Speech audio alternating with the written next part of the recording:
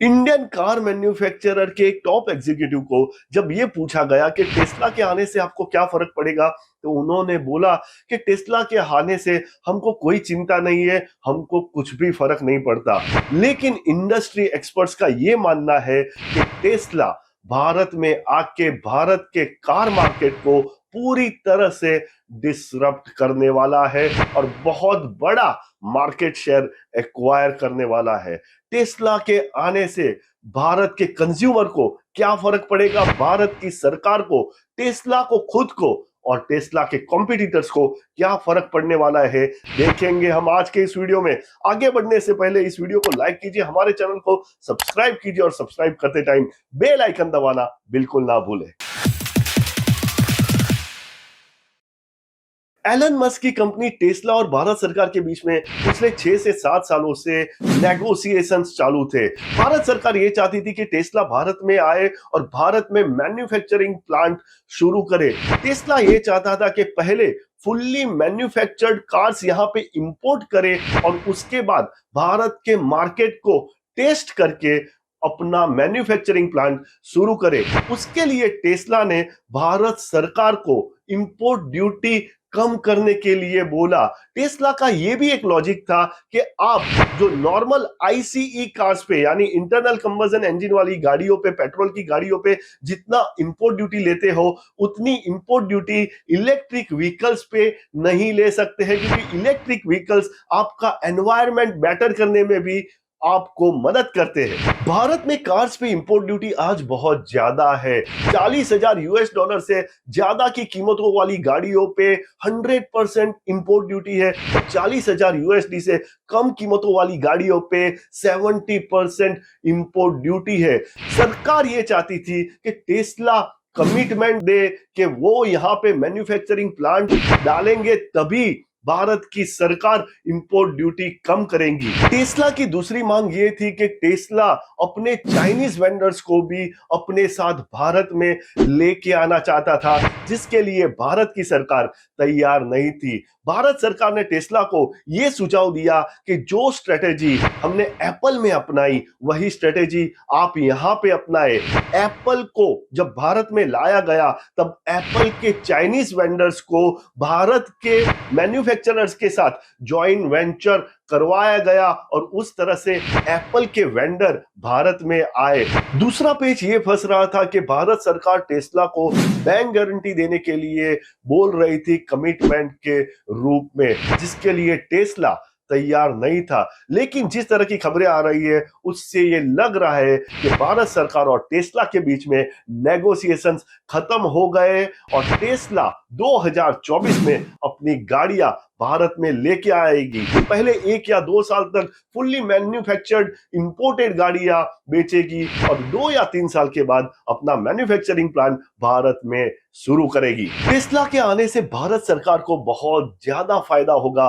भारत सरकार के पास बहुत ज्यादा इन्वेस्टमेंट आएगा और भारत सरकार का रेवेन्यू बहुत ही ज्यादा बढ़ जाएगा। जब टेस्ला जैसी कंपनी भारत में आती है, तो वो एक पूरे का पूरा इकोसिस्टम पैदा करती है। उस इकोसिस्टम में हजारों वेंडर्स भी काम करने लगे कि भारत के लाखों लोगों को एम्प्लॉयमेंट मिल सकता है और भारत की इकोनॉमी बहुत ही ज्यादा मजबूत बन सकती है। टेस्ला जैसी जब टेक्नोलॉजी में डील करने वाली कंपनियां भारत में आती है, तो भारत में टेक्नोलॉजी बहुत तेजी से आगे बढ़ने लगती है।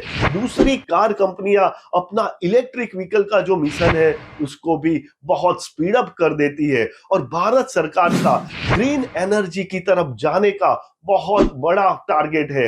आज भारत में टोटल व्हीकल्स के सिर्फ 1.3% व्हीकल्स इलेक्ट्रिक व्हीकल्स है। भारत सरकार ये चाहती है कि 2030 तक 30% व्हीकल्स इलेक्ट्रिक व्हीकल बने, जिससे भारत के ग्रीन एनर्जी के मिशन को बहुत तेज गति मिले, बहुत ज्यादा पुश मिले। टेस्ला जैसी बड़ी कंपनियां जब भारत में आती है, तो उनको देख के दूसरी कंपनियां भी आने के बारे में सोच सकती है और उसके बाद भारत सरकार को कुछ करने का रहता ही नहीं है, क्योंकि जब टेक्नोलॉजिकली एडवांस कंपनियां भारत में आती है तो टेक्नोलॉजी बहुत तेजी से आगे बढ़ती है।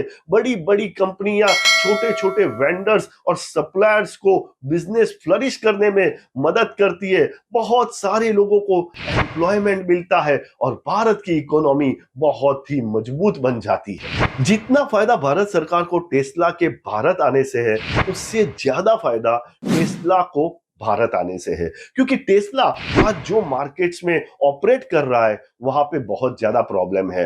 अमेरिका का मार्केट और यूरोप का मार्केट बहुत ही स्लो मार्केट है, वहां पे डिमांड बहुत ही ज्यादा स्लो है। चाइना के मार्केट में कंपटीशन बहुत ज्यादा है, चाहे टेक्नोलॉजी की कंपटीशन बोलो, चाहे प्राइस की कंपटीशन बोलो। चाइना के मार्केट में बहुत ज्यादा प्रॉब्लम्स है। इंडिया के मार्केट में डिमांड बहुत ज्यादा है और कंपटीशन रिलेटिवली बहुत ही कम है।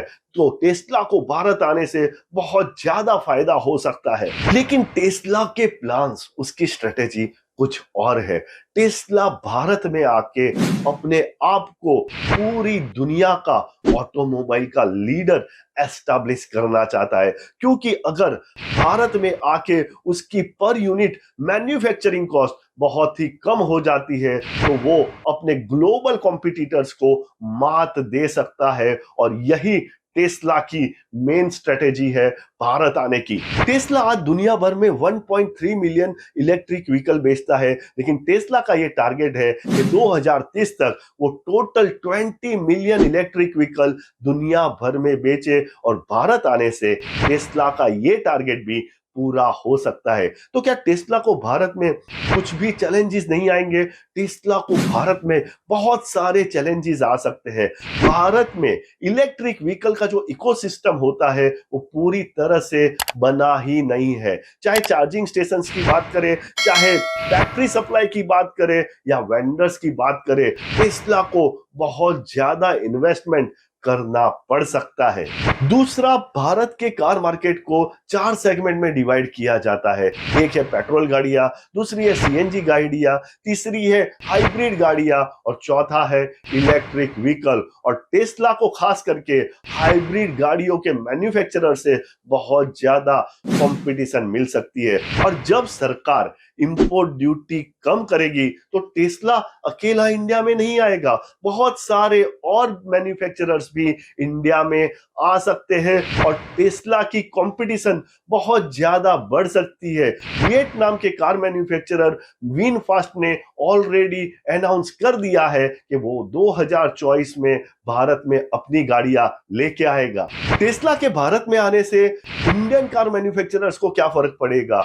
टेस्ला एक बहुत ही ज्यादा एग्रेसिव प्लेयर है और उसका अंदाजा हमें चाइना के मार्केट से आ सकता है। टेस्ला जब चाइना के मार्केट में एंटर हुआ तो उसने पूरे मार्केट को उल्टा पुल्टा कर दिया और उसने प्राइस वॉर शुरू कर दिए, अपने प्राइसेस को कम करना शुरू कर दिया। और नौबत यहां तक आ गई कि चाइना के ऑटोमोबाइल मैन्युफैक्चरर्स एसोसिएशन को मीटिंग बुलानी पड़ी और बताना पड़ा सबको कि आगे से कोई भी प्राइस वॉर नहीं करेगा। दूसरा, Tesla battery management system, car architecture और टेक्नोलॉजी के मामले में बहुत ही ज्यादा एडवांस है। वो पूरे के पूरे भारत के कार मार्केट को पूरी तरह से डिसरप्ट कर सकता है। भारत के कार मैन्युफैक्चरर्स ने भारत सरकार को यह बताया है कि अगर आप इंपोर्ट ड्यूटी कम कर देंगे तो हमको बहुत ज्यादा प्रॉब्लम हो सकता है, क्योंकि इलेक्ट्रिक व्हीकल्स में ऑलरेडी हमने बहुत ज्यादा इन्वेस्टमेंट कर दिया है। लेकिन भारत सरकार ने इंडिया के कार मैन्युफैक्चरर्स को आश्वस्त किया है कि आप जरा भी चिंता मत करें, क्योंकि हम लेवल प्लेइंग फील्ड जनरेट करेंगे। लेकिन इंडिया के कार मैन्युफैक्चरर्स को यह समझना पड़ेगा कि जब टेस्ला जैसी कंपनी भारत में आती है तो वो पूरे के पूरे इकोसिस्टम को ऊपर लेके जाती है। तो शॉर्ट टर्म में भले ही भारत के कार मैन्युफैक्चरर्स को बहुत ज्यादा कंपटीशन लगे, लेकिन लॉन्ग टर्म में इंडिया के कार मैन्युफैक्चरर्स को बहुत ज्यादा फायदा हो सकता है। टेस्ला के आने से भारत के कस्टमर को क्या फर्क पड़ेगा? भारत के कस्टमर की बल्ले बल्ले होने वाली है, क्योंकि भारत के कस्टमर को एडवांस टेक्नोलॉजी वाली गाड़ियां बहुत ही अफोर्डेबल प्राइसेस पे मिल सकती है। और टेस्ला ने यह साफ किया है कि उनका मेन फोकस अफोर्डेबिलिटी पे रहेगा। आशा करता हूं ये वीडियो आपको पसंद आया होगा। इस वीडियो को ज्यादा से ज्यादा लोगों के साथ शेयर कीजिए, जिससे सबको पता चले कि कैसे टेस्ला भारत के कार मार्केट को डिसरप्ट कर सकता है। इसी तरह की बिजनेस, फाइनेंस, इन्वेस्टमेंट से जुड़ी हुई बेहतरीन इंफॉर्मेशन के लिए हमारे चैनल को सब्सक्राइब कीजिए और सब्सक्राइब करते टाइम बेल आइकन दबाना बिल्कुल ना भूले। अपडेटेड रहिए, इन्फॉर्म्ड रहिए, क्योंकि दुनिया बदल रही है।